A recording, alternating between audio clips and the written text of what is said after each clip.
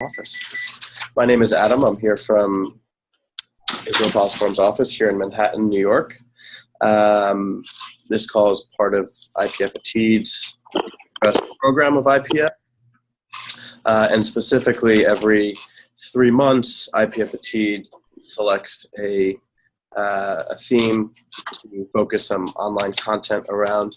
And we're very excited to have this be one of our features of that initiative, which is focused on the different players and organizations influencing the negotiating landscape, but also more broadly, how the different players interact with each other, all under the context of inching closer towards a negotiated permanent status agreement to the Israeli-Palestinian conflict.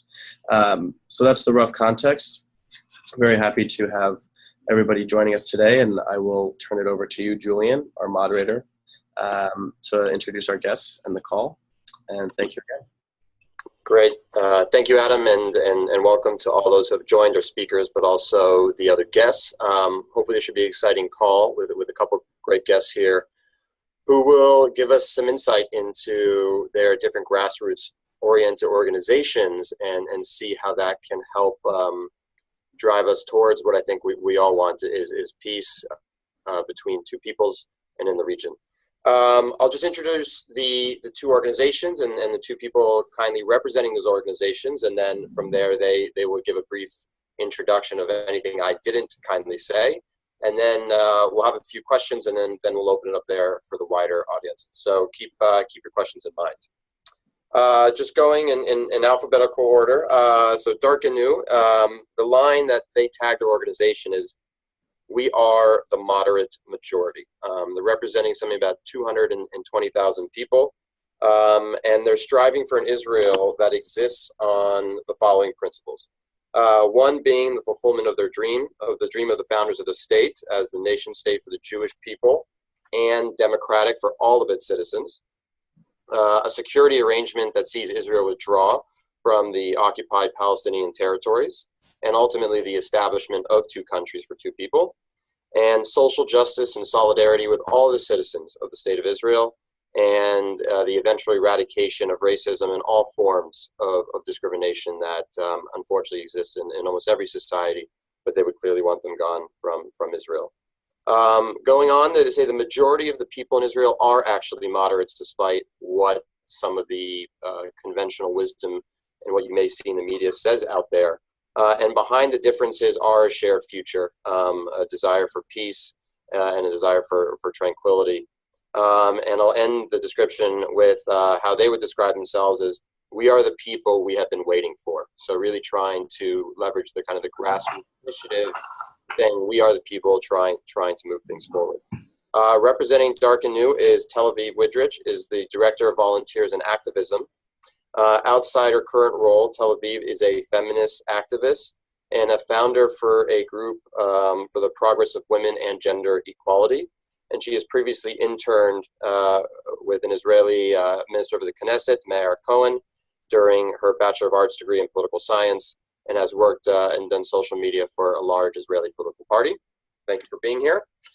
And secondly, but not certainly not second least, last, is Zimam, the organization Zimam, literally meaning reins, but also taking the initiative. So very much also a grassroots movement, promoting the values of justice, moderation, pluralism, supporting the Palestinian National Project for statehood internally, but also internationally, and pursuing an end to the occupation through peaceful means.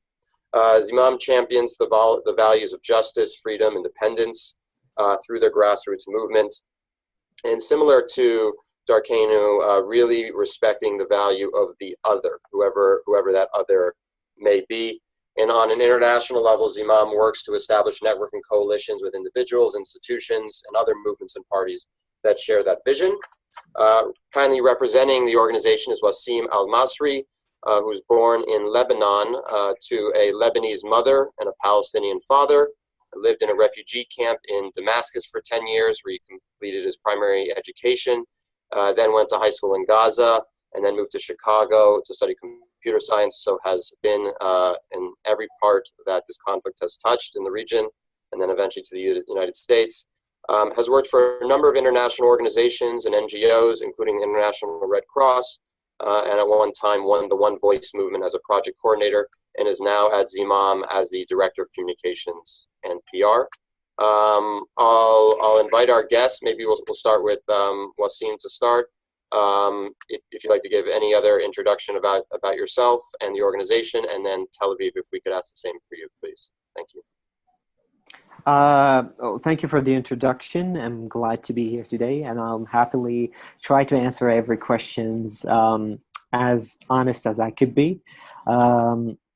I think you've spoken enough about Zimam and myself. I just want to add that also when I talk, I usually introduce myself as an activist and as a father. I do have 2 kids now, expecting 2 more in July. So we're growing to be a big family. So that's pretty much it.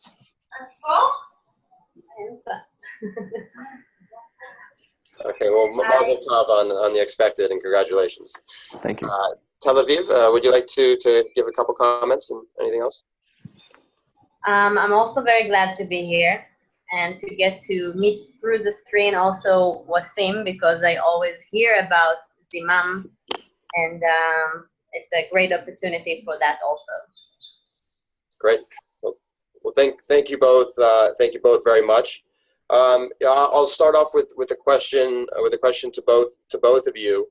And could you just please let us know on what are the roles of volunteers in influencing leaders to help advance a more solutions-based approach, and one that is more centrist, not extreme left, not extreme right, but something that is hopefully representing the majority, and help drive towards a 2-state solution.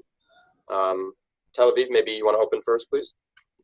Yes, thank you. So because we are a large grassroots organization, we also use the media and different apps to act and be active in front of our government members. There is an app called Rove, and we have been sending more than 1,000 emails to different parliament members on subjects as the separation from the Palestinian territories. We also do different rallies or acts out. We did a very, very big campaign called Israel Says Yes, Say Yes, and it was all around Israel with a lot of volunteers and people from Darkenu signing up, people all over Israel on that subject, saying yes to the 2-state solution. And with that, we went to the Knesset, the Israeli parliament, with a lot of boxes representing all the cards we signed people on. And we came with all that amount to the Knesset to show that this is the views of people, that we help to collect those views. So the question was, how can they affect it? That's how, when we as citizens, Darkenu is not planning to be a political party and is not a political party. We are the voice of the society, and the society needs to make the leading of the day here. So we affect also first the views of people, and with those views, we also come to the parliament and show the moderate majority. Most of the moderate majority doesn't even know that they are the majority. Interesting points there. Thank you. Wasim, do you want to add anything about how you think volunteers may be able to play a role in driving a more centrist view towards a 2-state solution? I don't think that they really are doing enough at the moment, at least on my side. I think the problem is that most young Palestinians, we're a very young nation, so the average age here is 18 to 35. And yet, the majority, when you ask about the politicians in my country, you'll find out that the average age of politicians is over 65 years old. And that shows how much of interest young people in my country have interest in politics in general. They don't. The problem is that for a long, long time, young Palestinians have given up on the conflict as it is.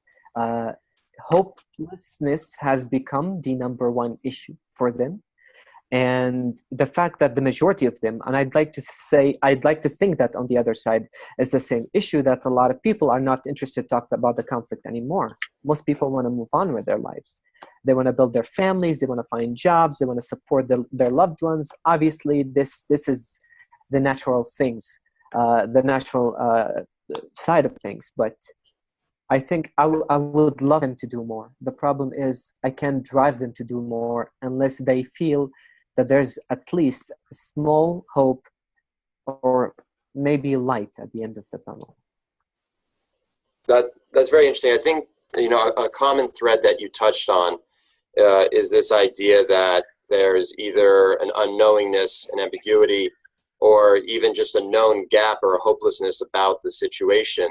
But I think it's not just a hopelessness about the situation between the Israelis and the Palestinians, but also a hopelessness and a lost connection with your own respective domestic political situation. I'm sitting comfortably here in the US, but even I can empathize that there's a gap between what I think the majority of people want and what the politicians are doing or what the elections are saying. So here comes my next question. Given the fact that there does seem to be a gap in your respective societies and statehoods, what can grassroots organizations like yours do, and what can the people in society do? Do you just try to close the gap and actually try to get your respective governments to be more representative of who you are? Or do you kind of say, the system is that, we want to fix it, but that gap is there and we can't close it. So in the meantime, let's try doing these other things. And where do you see that, and where do you see what some of those other things may be? Last time we went to Tel Aviv first, so maybe Wasim, to you first, if you could. I think the points that you made are both correct at some extent. We try to connect the leadership with the young leaders here by providing a platform for our young leaders, at least, to speak about not only the conflict, but social justice in general, speak about issues that they believe in that are important in society, issues like freedom of speech and equality and women rights in my country and probably in the Middle East, even at some point the LGBT community. These sort of issues that are taboos for some societies here in the Middle East are extremely difficult for young people to discuss, especially with the leadership. For these leadership, they tend to prioritize more things that they believe are important for the people. And in some cases, they are not. So it's a combination of providing a platform and on the other hand, give these young people the capacity building they need to become activists on their own, to speak up about these issues, to reach out to the leadership and start talking about the compromises that needs to be made in order for us to reach the goals, the vision that we have for our country. Great, thank you. Tel Aviv. We don't have time to just wait and let the politicians go even farther. So we put pressure on them all the time and bring up those who does talk in our values and put pressure on those who aren't. We put them on front. We publish quotes and go against them with a lot of power, as I gave in the last example, with those emails and even SMS to their private phones. And we do very large campaigns. The biggest peace rally last year we organized, it's the Rabin Memorial Day, and we bring it up in very, very big amounts to put more political pressure if that affects them, because those are their voters. We try to bring up when people from the coalition saying things that are in our values, we bring them up, and the other way around also. So that's how we put pressure on that, and we can't wait because it's already too late, that situation. Interesting. Thank you. Maybe going a little back in history, not too far back, but looking at the Arab Spring, starting in 2011, where we thought that there was at least the early green shoots of a grassroots movement in a number of respective countries. I think many people, and you can please express your own view, would probably say that the Arab Spring fell very short of what people were hoping was going to be a fairly wide transformation across the Middle East and in respective countries, and some of those bad effects are still sadly being felt today. What can be learned from something like the Arab Spring, and maybe even identify where were a couple successes that maybe happened, maybe not in the end goal, but at least in parts of it, and where could things have gone a lot better? Well, we don't have to go too much into the past, but what can you take learnings from that, and how could that be applied in the context of your respective organizations, your respective initiatives on grassroots movements, and ultimately the drive towards a two-state solution? Either one first, whoever would like to take the question first.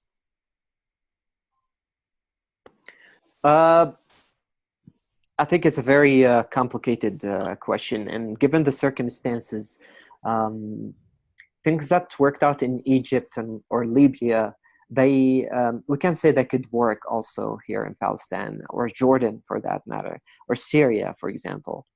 And I think for a bit of time, a lot of activists around the Middle East, at least in the Arab world, we were looking at the screens, the protests in Egypt, and they sort of give us a little bit of hope about changing the status quo in general, and making sure that we speak up for the people that we care about, the people we love.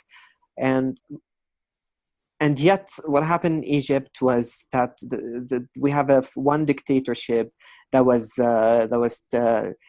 knocked off, and then we bring the Islamists into the government, and that's my personal opinion, obviously.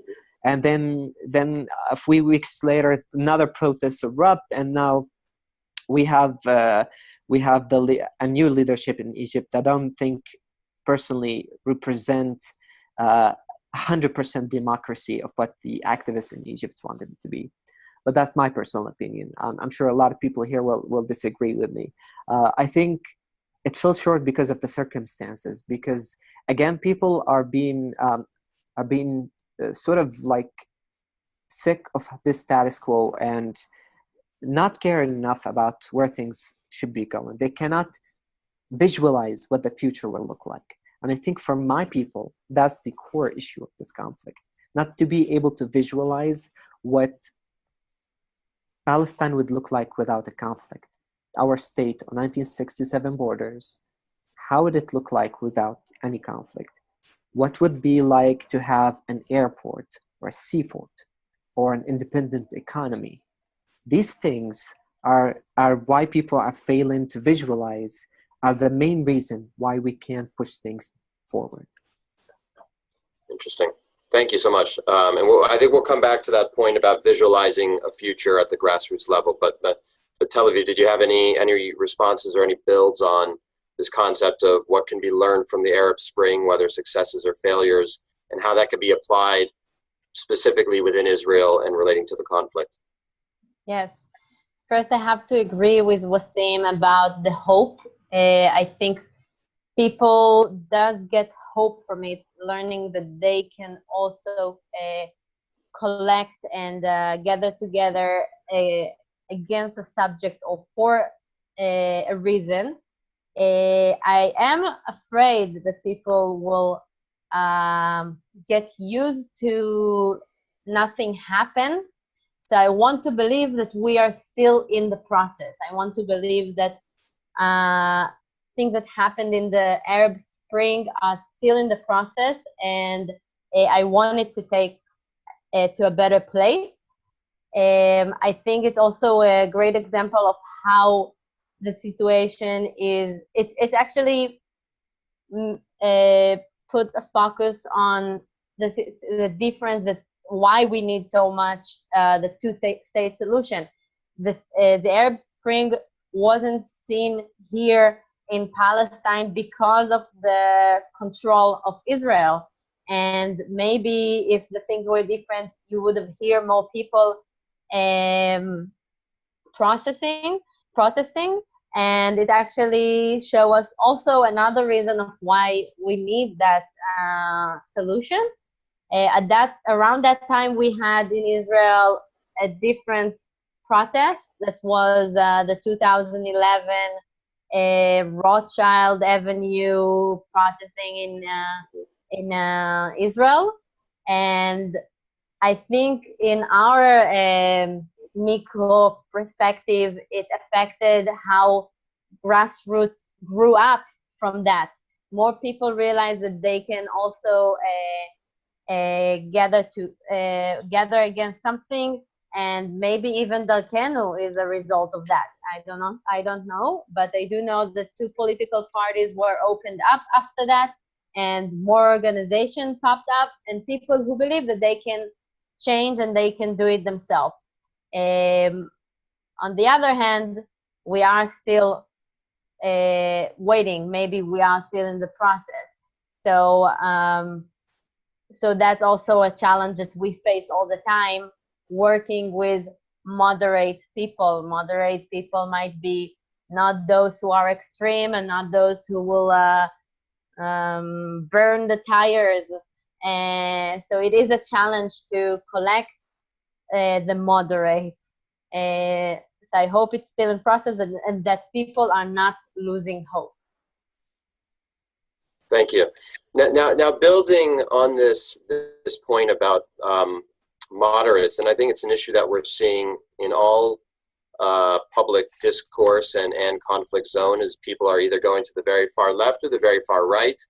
And obviously that is a challenge. And in many ways, some people would say that one of the drivers of that is technology and the way that we communicate, and how it highlights the loudest voice who may not be the most accurate or fact-based, or it highlights the person that is just saying the most outrageous things, and it kind of promotes that behavior.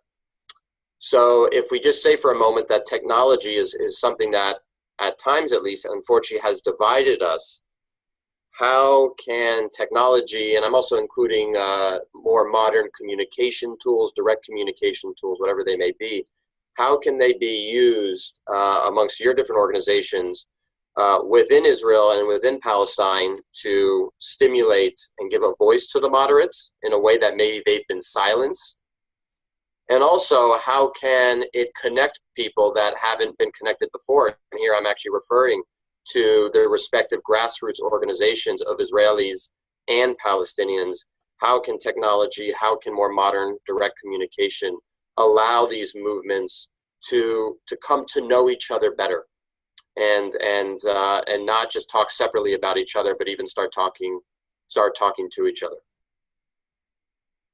Tel Aviv, maybe we'll start with you if you have a thought or two.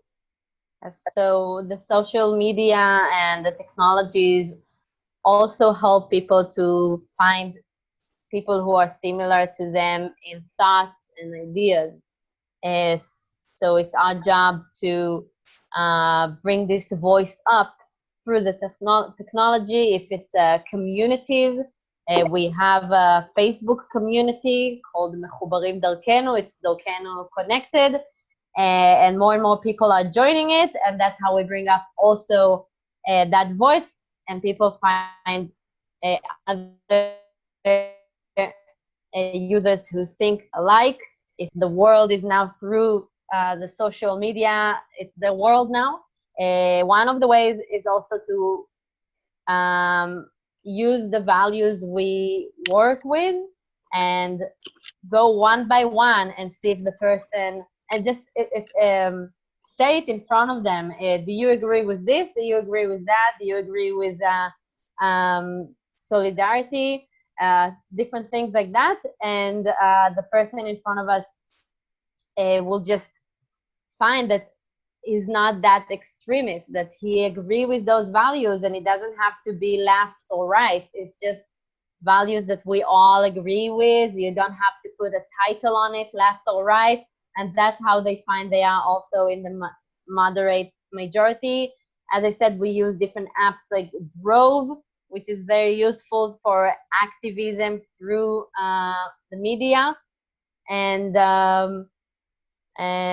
definitely communities on social media. Thank you. Yeah, Wasim, to you, the question being about using modern communication technology. Historically, it may have actually divided us a bit more than we wanted to, but how can it be used to unite the grassroots movements within Palestine, but also across to grassroots Israelis with similar visions for the future? I mean, you're absolutely right on the point of how media has made it so it's so easy for people to take sides, so become more polarized over the years in terms of where we stand, not only from the conflict but from major issues around the globe. So you're either pro-Palestinian or pro-Israelis on social media, and being one of these campaigns means that you have to completely ignore the right of the other, of the land, of living, of peace, etc. Media has made it so easy for people to join one of the parties, and it's been on our minds for as far as I remember, to always tell people to not only be pro-Palestinian or pro-Israeli, but be pro-solution. I think that's what's important for the people. It's looking at the conflict from the outside is so different than looking at it from the inside. When you live somewhere outside, when you are an international or a Palestinian or Israeli who live outside, who's never been to Palestine or Israel, who've never been affected by the conflict directly, you feel like you're obligated to have your opinion on social media, but at the same time you ignore that there are real people here affected by the conflict every day on checkpoints, on crossings, and these people have a different opinion from the people who live outside. Social media has been very kind, at least for Zimam, for the last 4 years. We have the third biggest Facebook page on social media. We have over 17% of the total of Palestinians on Facebook, which is like over 200,000 people following us. We're doing a lot of work on trying to mobilize the people on social media, but at the same time, it's become very difficult not to have this human communication on like a personal level. This is why having civil organization like Zimam on the ground is extremely important, to provide a safe space for activists to feel like they're within a small family, and it's okay and safe to speak about these issues publicly. And you're accepted here, regardless of where you come from, what's your ethnicity, what your background, what your culture is. I think this is what social media has stripped from us. And we need to focus more on being humans on social media. I think that's what's important. As for reaching out to between Palestinian and Israeli civil society, I think there are incredible organizations on both sides doing joint and individual work, working together or separately toward peace. And I think that social media hadn't stopped these people from doing this incredible work, and I think they will continue to do so because they're motivated by their own beliefs to solve the conflict. I think there's a lot of peace building that needs to be done, a lot of trust building that needs to be done between Palestinian and Israelis, but that's a completely different stage of the conflict. May I add? Please, yes, please. We're starting now on the beginning of next month, a big petition of the Israeli dialogue. At the moment, as you said, there is extreme, and people are going more and more extreme, and we see how people curse or put a lot of pressure on the other side. And we're going to start a very big petition that we're going to use the social media also to write it. The people, the society will write the petition of how the dialogue should be more moderate and not separating. And that's something that we're about to start with. We'll see how it works. Maybe we should talk again after. Using the social media, also using our legs outside. But I agree also with Wasim about the family.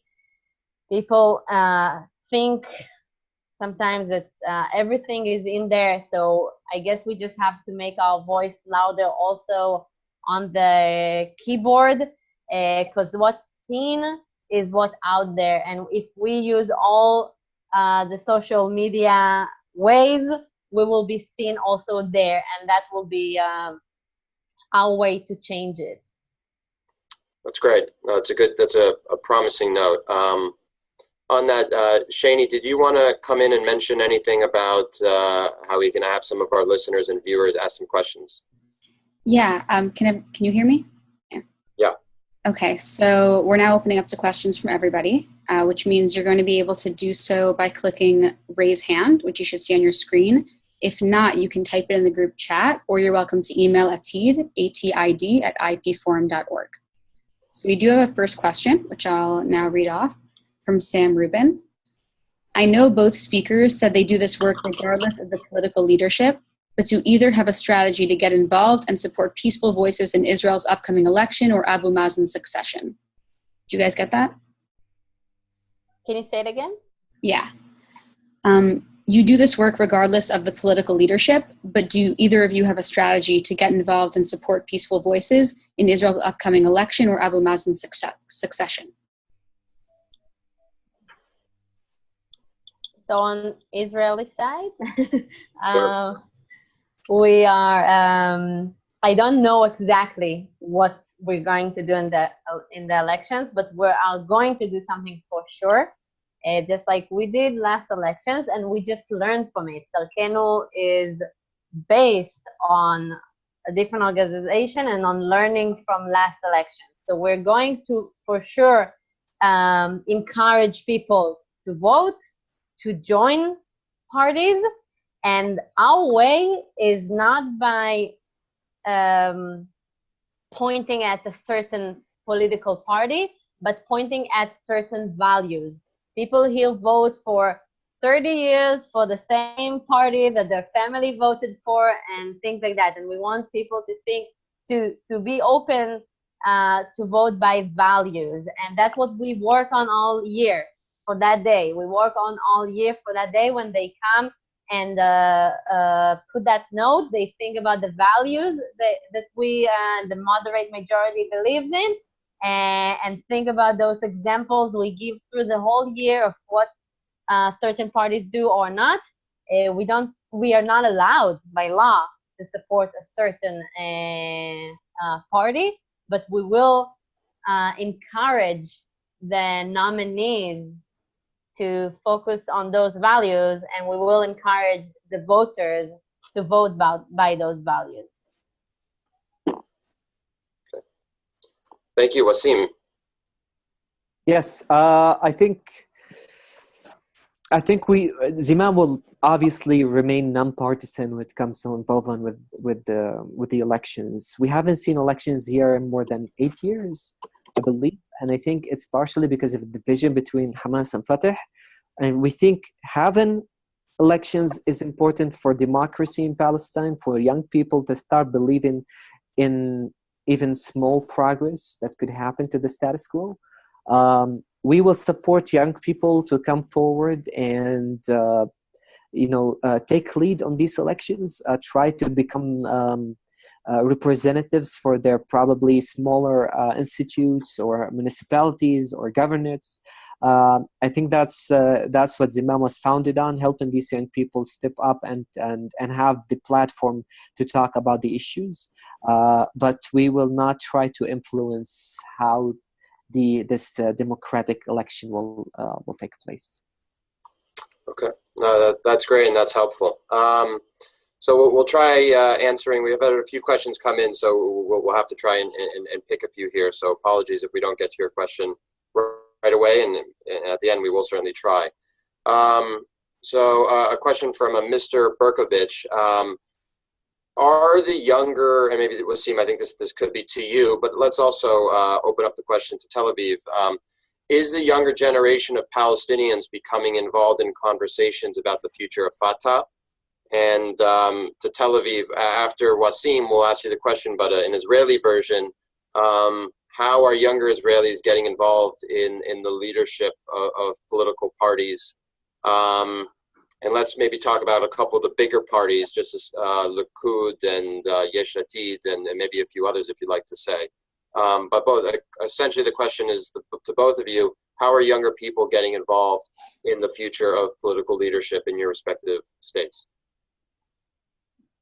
The majority of young people are, as I said before, they're not very much interested in politics. They would love to see the status quo move forward, but they still need somebody to push them to go to the box and elect their representatives. And I think that's, as I said before, it's partially because of the status quo, partially because they haven't seen any progress, and because of the case of hopelessness among young Palestinians. We do have, as I said before, our leadership. We haven't seen anyone step up to become a leading contender for taking over after Abu Mazen leadership. So answer specifically the question about Fatah. There has been talks about several candidates, including the current Minister of Youth, Jibril. There has been talks about the director of the Palestinian intelligence, Majid Rajab. So they both are like candidates, as far as I know, within Fatah. But it has been sadly, the traditions to pass on the leadership inside Fatah from one generation to another to an older leader. So it's been like you have to do your part until you get to a certain age, and then you get to become a candidate for the presidency or whatever position they have. They have been neglecting when it comes to asking young people to step forward. Great. Thank you. And Tel Aviv, in Israel, how are the youth, and if not, how can the youth be catalyzed and stimulated into getting involved in actual leadership? Yes. First of all, I believe most of the political parties in Israel have a youth group or youngsters groups. Also, Darkenu holds a big youth group inside our movement that are even the best volunteers and the most enthusiastic. So maybe in my bubble, young people, I mean, I studied political science, and I'm in this movement that a lot of young people here. In my bubble, young people are interested in politics, are all in political parties, are involved. But in the large Israel, it's not like that. The big rallies against corruption, there's been over a year now, every Saturday evening, a big rally against corruption. And this rally is above 50 years old people. And it even became like a symbol of that young people are barely there. And it is something that need to be changed. I do know that the parties does have groups, and for example, Havoda, which is a very big party, has inside votes, democracy for people to get involved in the party. Two of the leaders of the protest I mentioned of 2011 are now MKs, members of the Knesset. Even if I agree or disagree with them, I think it's an amazing fact that someone who was protesting against the government is now an MK. These are young people. One of them still lives with roommates. So this is something that I think that's a fact that people learn from. You mentioned Yesh Atid. I know they have a very large youth and youngsters groups. Maybe the politics is changing. Maybe we don't have those army commanders anymore. Maybe it's changing into younger people, not the leaders of the parties, but if you look at the ages of the members of the Knesset, they are getting younger, also the volunteers. Okay, appreciate that. A question that we had in, and something we touched on a bit earlier was about how extreme voices are dominating the discourse. I think, one, it's safe to say that within the Palestinian territories, occupied territories, there isn't an abundance of freedom of the press, I think, to say it, I think, nicely, and Wasim, please agree or disagree, but that there is a degree of censorship from Palestinian leadership that maybe trickles down into society and makes a bit harder the work that you're trying to do. I'm wondering if you can comment on that, and to Tel Aviv, to you too. I think Israel generally is regarded as a country with freedom of the press within the state of Israel, but that's not to say that there aren't political parties out there of the more extreme sides that aren't trying to silence some of the moderate voices that are out there. So this is to say that both of your movements, both of your moderate views and your respective movements are facing some type of challenge that is trying to silence your voice, maybe in different ways, but I think it's safe to say that there is a silencing effect going on. Could you please comment on how to deal effectively with those silencers that may be trying to dampen your organizations and your spirit and your clear drive for a peaceful solution? Maybe Wasim first, please. Sure. To put it nicely, yes. To say there has been censorship, yes, there has been, and I think the government has introduced a new cyber law that basically suppress a lot of freedom for speech for our journalists in Palestine. They even, if I remember correctly, they apprehended a few journalists because they criticized how the new law affect journalism in general inside Palestine. I think censorship and has been and will always continue to be an issue not only in Palestine but in the entire Arab countries. It's part of the democracy provided by like years and years of corruption that we need to work on, and corruption was one of the reasons why Fatah lost the elections in 2006 and why Hamas has taken over the Gaza Strip in the first place. People elected Hamas in Gaza because Fatah was corrupted, and I think there will continue to be unless there was a movement on the ground that actually push toward election that could change the status quo. But again, I mean, we do this on a daily basis. The problem is that you can have democratic election inside Palestine and expect that it will continue to be, because you don't have an independent country. You cannot prosecute these people. You don't have an independent law that could continue to have the people talk about it. To change the law, to have members of the parliament at least meet.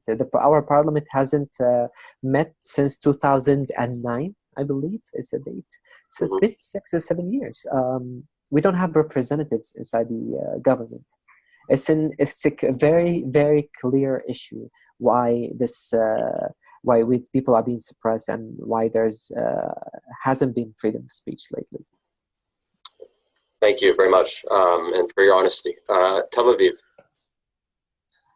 Today, one of the MKs, Tamar Zandberg, wrote the moderate majority is waking up, and that was about freedom of speech. When she wrote that on Twitter, you can find it. And I think it's also because those voices here are not mostly from the media, like the newspapers. It's from public figures that separate and allow that separation, a division of public figures, because when anything someone say at the moment, people here separate it to left or right, and on their side it's okay or not okay, it's black and white, it's left or white or right. Anything public figures say, someone else will divide it, and some of the parliament members are adding to it and making the gap even bigger. So people are afraid to speak something else that is not that they are, even if they are just afraid to get that fire back to them. Like a famous singer will be afraid to say that she's pro-peace, for example. She might get some fire, and they just step out. And that is exactly why we are going now with our new campaign with the petition. So people will understand that what's the effect of it, and what we are expecting public figures and parliament members, how to not divide, and what words not to use, and accept other sides. Interesting, thank you.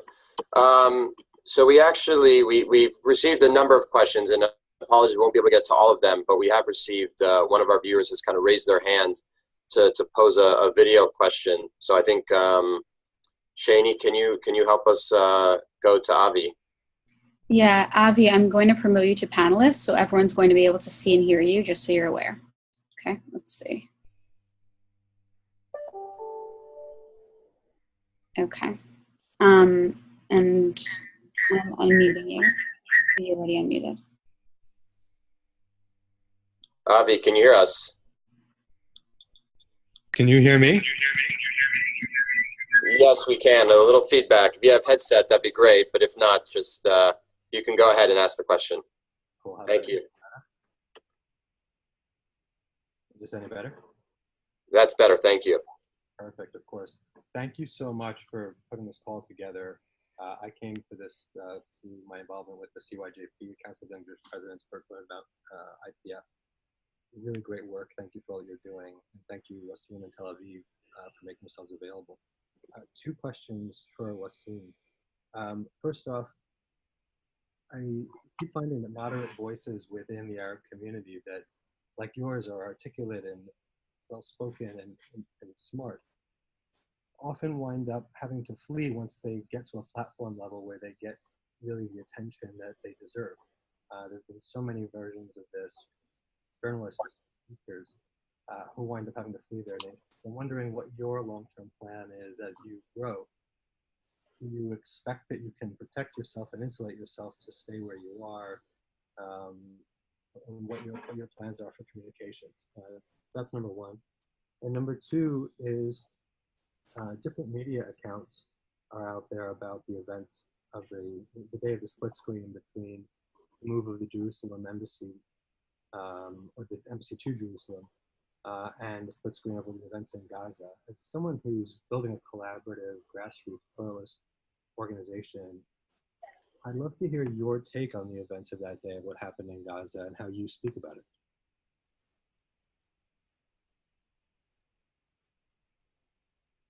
Okay. Not a lot of people have the luxury to think about not doing what we do here. I think most of us are motivated by the fact that we have families, we have members who live in Gaza, who live in the West Bank, who are affected by the conflict on a daily basis. For me personally, I'm driven by the fact that I have two daughters, and not only I want them to grow and become independent, strong women, but also to speak about issues that they want to speak about. And I don't want them to go through the same experience that I did, obviously. I want them to be able to talk about the issues that they believe are a necessity for them. And I'm sure there are many to work on here. I don't want them to speak about the same issues that I did. And I think just the fact that I'm thinking about this right now is extremely depressing. But this what drives me every day. I can't afford to not do this on a daily basis. And even if I stop doing this as a job, working with young people has been probably the highlight of my entire career as an activist. To be able to see them motivated every day by their own causes, their own hopes, I believe, is probably one of the most influential things I ever experienced in my life. And I'm sure there's a lot of people who experience the same things that I did. That's as far as for the first question. For the second question, I think the event that happened in Jerusalem have not only undermined the U.S. as an honest mediator for the conflict between Palestinians and Israelis, at least in the eyes of the Palestinian people, but they also helped polarize the conflict even more by creating a third opinion when it comes to the conflict. And I know a lot of people, some of my friends who live, for example, inside Israel, some of my Israeli friends have spoken to me about how the conflict has moved into a different direction, where they can't see that the moderates inside Israel are making any progress on the ground, and yet comes the right wing inside Israel that has been making a little bit of the progress. And I think it made them believe that there's a lot of movement from the left into the center and the center into the right. And that decision solely was one of the influential things that helped make that happen. The Palestinian people are extremely depressed by the events that happened. I think the events that happened in Gaza is, although it was not entirely based on how the people feel, because I know it can be a process without having a little bit of support on the ground, or having other movements bring the people and help sort of like influence, well, not influence, mostly help them come to the borders, provide food and water for them to be there, protest for days and days. So it was a collaborative effort. But for a lot of these people, especially in Gaza, they don't have other choices. You have to understand that Gaza become one of the biggest prisons on earth. And it's not only the issue of the policies of the Israeli government, but also the Egyptian government who closed the borders down in the south. Because if you live in Gaza, you understand there hasn't been electricity far enough for you to know what that feels like. Like 3 hours of electricity every day, not enough clean water for everybody. Obviously, the suppression of freedom of speech by the government of Hamas. A lot of people who live in Gaza are so troubled by this conflict. They are giving up on everything and everyone else. And I don't blame how they feel or what that motivates inside them or how their behavior goes. So that's my 2 cents on that. Thank you, Wasim. On that note, we're going to try to end it on a positive note. I think that's always important. So I'm going to ask each of you a question, and please, as quickly as you can. We only have a couple minutes left. I realize that groups outside Israel and Palestine can sometimes fuel this conflict by taking either a very pro-Israeli or a very pro-Palestinian side, and not, as you said it earlier, Wasim, being pro-solution. What other organizations are out there that outsiders, outside of your respective states, can support, that will support moderate voices and grassroots movements? And also, lastly, to any of Israelis and Palestinians that may also be on the line, Tel Aviv, what would you, in a few words, what would you say to them to promote your organization and your cause? And Wasim, what would you say to your Palestinian brothers and sisters to support your organization and your cause? And very briefly, I'm sorry, it's a lot, but Tel Aviv, to you, please. If you want to.